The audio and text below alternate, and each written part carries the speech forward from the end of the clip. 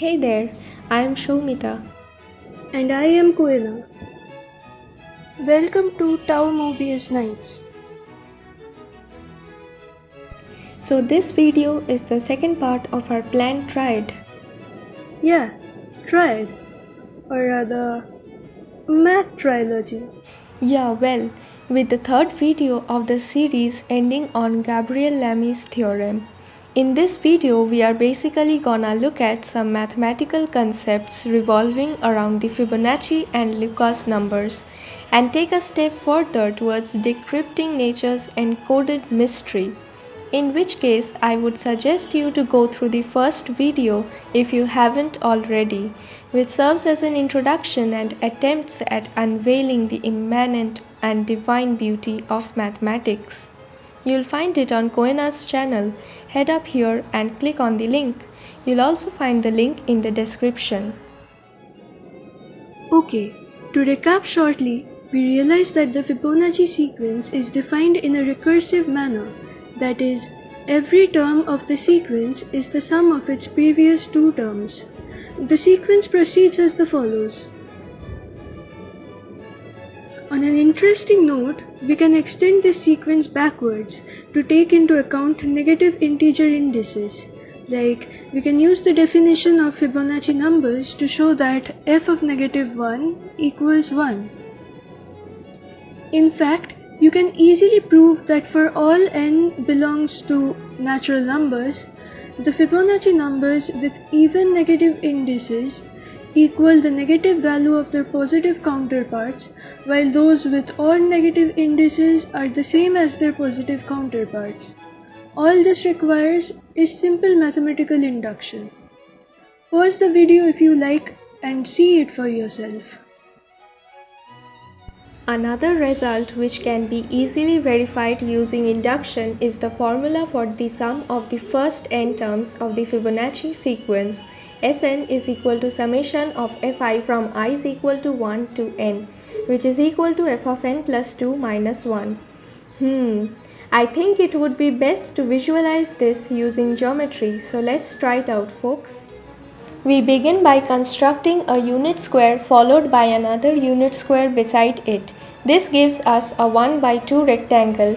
Now a square of side length 2 over this gives us a 3 by 2 rectangle. To the right, we create a square of side length 3, giving us a 3 by 5 rectangle, and we continue this process of creating these Fibonacci squares, which you can see fit in together beautifully.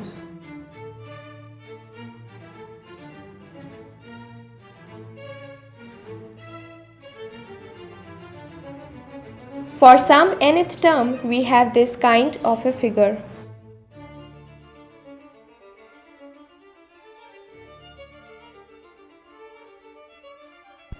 Now let's remove some of these lines and make some sort of a staircase.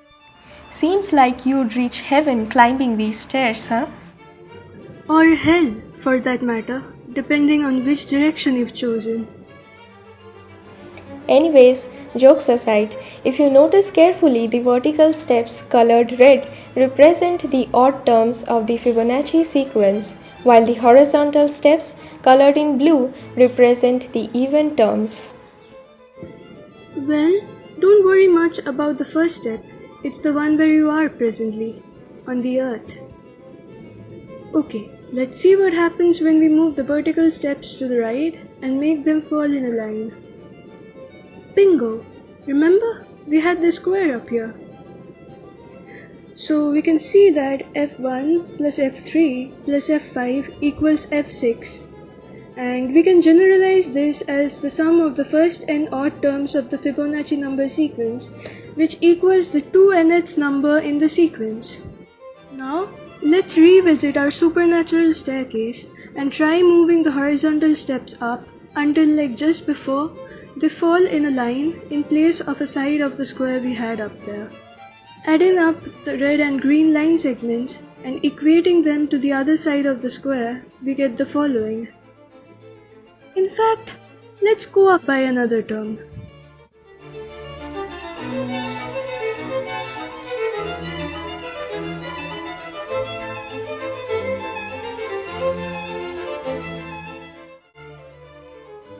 Hopefully, you can see that we can generalize this as the sum of the first n even terms. This sum equals 1 less than the 2n plus 1th Fibonacci number. Now, we can combine these two results to arrive at the summation formula as we showed there before. For the case where n is even, we can find a number m such that n is equal to twice m. Then we have the following. We can write this separately as the sum of odd and even terms. We arrived at this.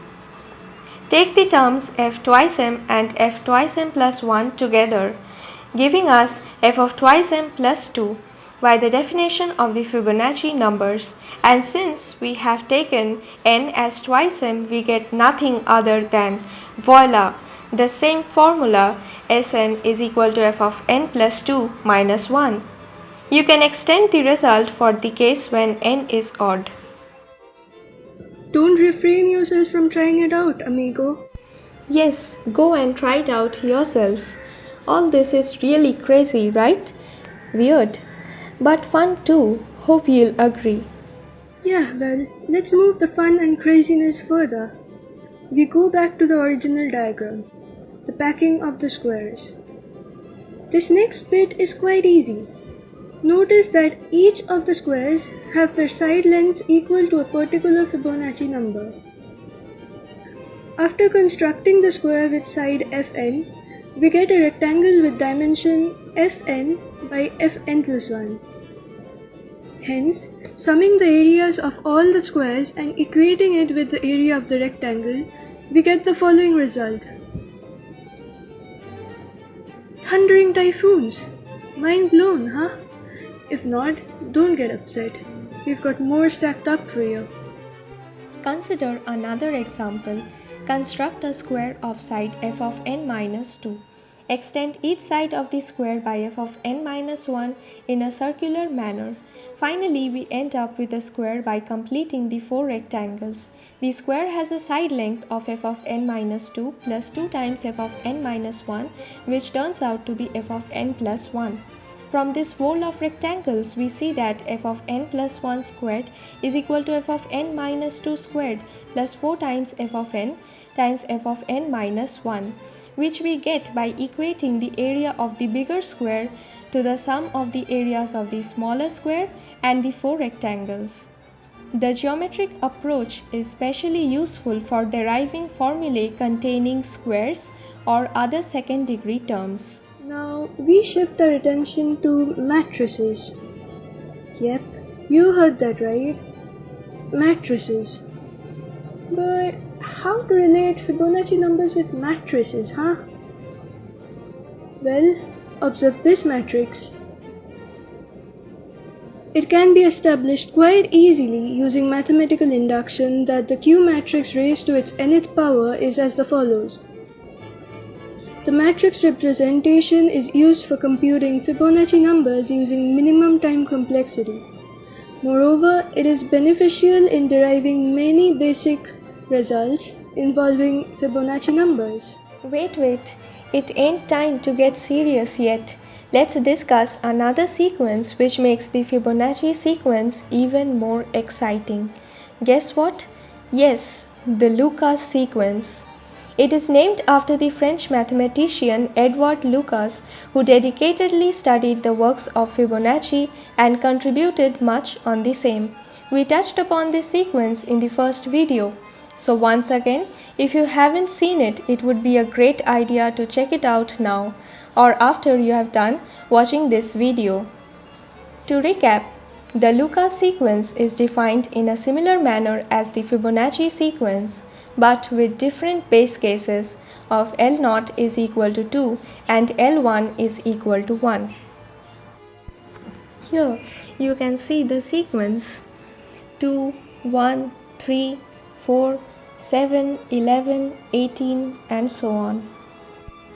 Again, using the recurrence relation, we can extend the Lucas numbers to negative integers.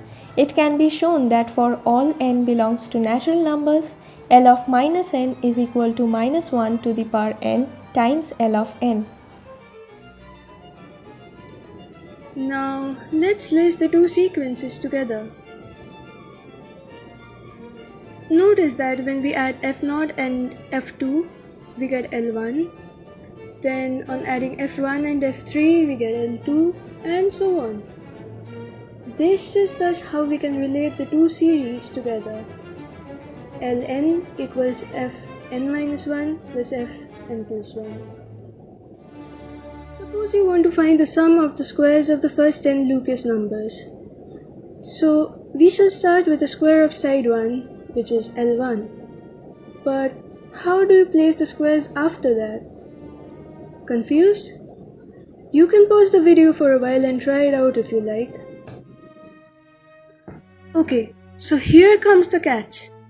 We start with a rectangle whose sides are 1 and 3, the first and second Lucas numbers, and then it is possible for us to place a square of side 3, which is L2, on the side of the rectangle with length 3. This gives a rectangle of sides 3 and 4. Continue this construction just as we did for the Fibonacci numbers.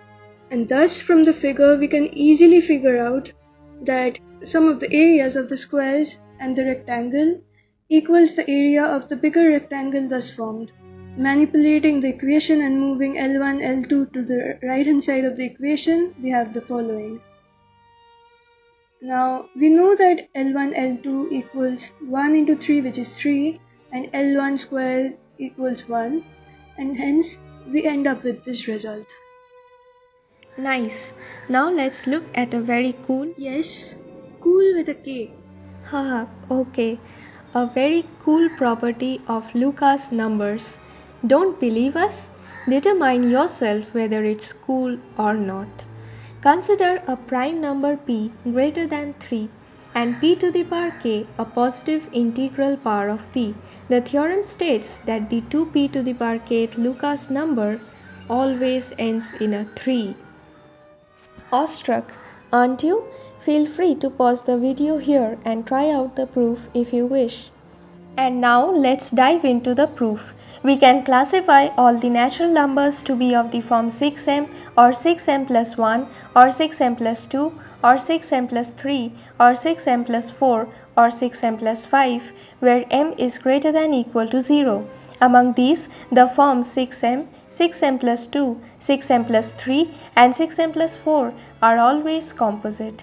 Therefore, the prime p is either of the form 6m plus 1 or 6m minus 1. We can write this using congruences. Hold on a second. If you're not familiar with congruences, we say that A is congruent to B modulo n when both A and B leave the same remainder on division by n. If A is congruent to B modulo n and C is congruent to D modulo n, then AC is congruent to BD modulo n. Using this law and mathematical induction, we can show that for all k belonging to natural numbers, a to the power k is congruent to b to the power k modulo n whenever a is congruent to b modulo n. Well, we are attaching a PDF in the description lest you should need it. Okay then, that's it. Back to you, Shomita. Thank you, Koena. So we have here p congruent to plus minus 1 modulo 6. Using the law of congruences that we just saw, it can be shown that p to the power k is congruent to plus minus 1 to the power k modulo 6 or p to the power k congruent to plus minus 1 modulo 6. Hence, we have p to the power k equal to 6n plus minus 1 for some integer n and the appropriate choice of sign. Therefore, 2p to the power k is equal to 12n plus minus 2. Now see that the Lucas numbers end in the following digits. Since ln is equal to L of n minus 1 plus L of n minus 2, we only require the last digits of the previous two terms in order to determine the last digit of ln. It is clearly visible that the sequence repeats with a period of length 12. Note that the second and 10th numbers representing the terms with indices of the form 12n plus minus 2 do end in 3. Since all numbers 2p to the power k are of this form, L2p to the power k always ends in a 3. Bravissimo! We have proved it. If you could prove it, give yourself a pat. Once you're done appreciating yourself, let's turn to some counting problems where the Fibonacci and Lucas numbers make surprising appearances. Imagine you have a set of people, chessmates, standing in a line who want to become your companions. Now, you have a very creative way of selecting companions. You do not select two people standing adjacent to each other. In how many ways can you select a group? You are even allowed to select no one, just in case you are an introvert. Pause the video if you would like to figure it out on your own, and proceed once you are ready. So, we number the people from 1 to n, left to right. Let an denote the required number of ways.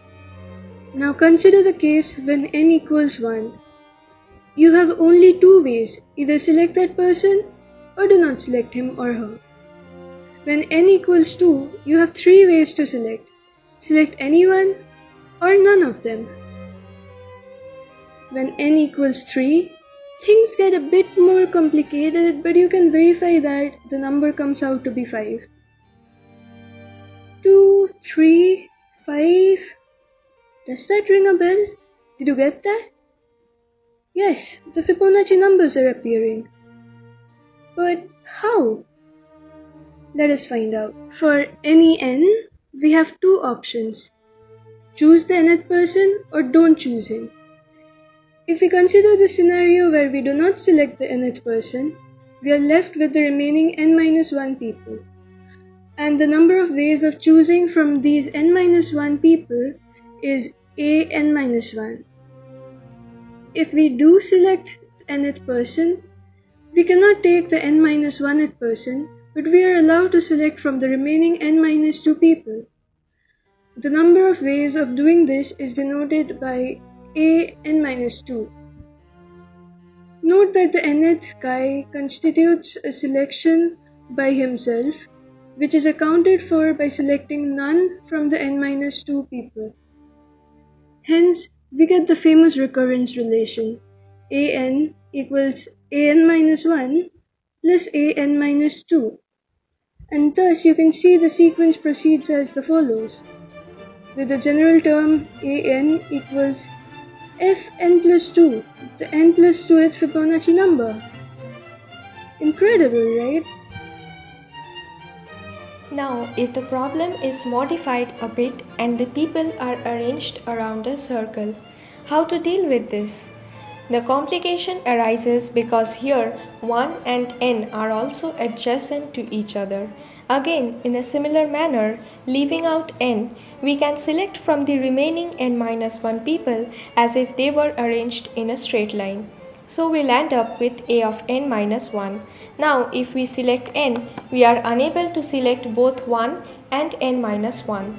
Hence, we can select from the remaining n-3 people, leading to a of n-3 ways. Let b of n denote the number of required ways. Thus, bn is equal to a of n-1 plus a of n-3, which is equal to f of n plus 1 plus f of n-1 from the previous part. And if you have a good memory and observation, you will realize that bn is equal to ln, the nth Lucas number. And with that, ladies and gentlemen, we present before you some curious and awesome facts about the Fibonacci numbers. For all n not equal to 1, 2 or 6, fn has at least one prime divisor which does not divide any previous Fibonacci number. Surprised, huh? You can check it out. For example, f8 is equal to 21 has two prime divisors 3 and 7, out of which 7 does not divide any earlier Fibonacci number. What did you say? There's an exception. Yes, there is indeed a counterexample, that is f12 is equal to 144. But I can assure you there is no other counterexample in the sequence.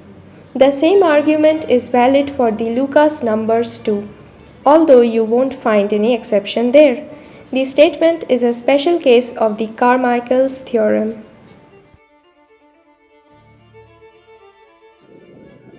Coming to the second fact, for all k belonging to natural numbers, we have a wonderful result stating that Fn always divides Fkn. You can verify that it indeed works, and no exceptions this time either. Look at the Fibonacci sequence. Pick any number, say 70. You have to find a set of terms from the sequence which add up to 70. Pause the video for a while, it won't take too long. I'm sure you have found one. Maybe this one, 2 plus 13 plus 55 is equal to 70. You might have found a different set. Never mind. Let's try with another number, 100. And you will soon observe that 3 plus 8 plus 89 is equal to 100. Feeling spooky? Well, the fact is that for every number, you can find such set of terms from the sequence adding up to it. Awestruck, right? Because of this, the Fibonacci sequence is said to be complete. What do you mean by complete? Suppose there is a sequence V of positive integers. V is said to be complete if every positive integer n is the sum of some subsequence of V.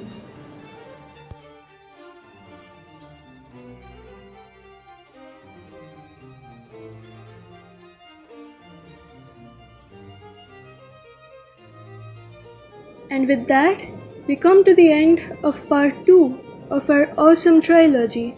Okay, maybe it ain't gonna beat the Lord of the Rings trilogy, which is like infinitely awesome. Admit that it's still awesome, cause it's math. Yeah, well, if you enjoyed this video, don't forget to checkmate the like button until it's blue, castle the subscribe button, and share this video with your chessmates. Okay, well, in short, like, subscribe and share if you found this video mathematically amusing. And we'll see you in the next video. Bye, and thanks for watching.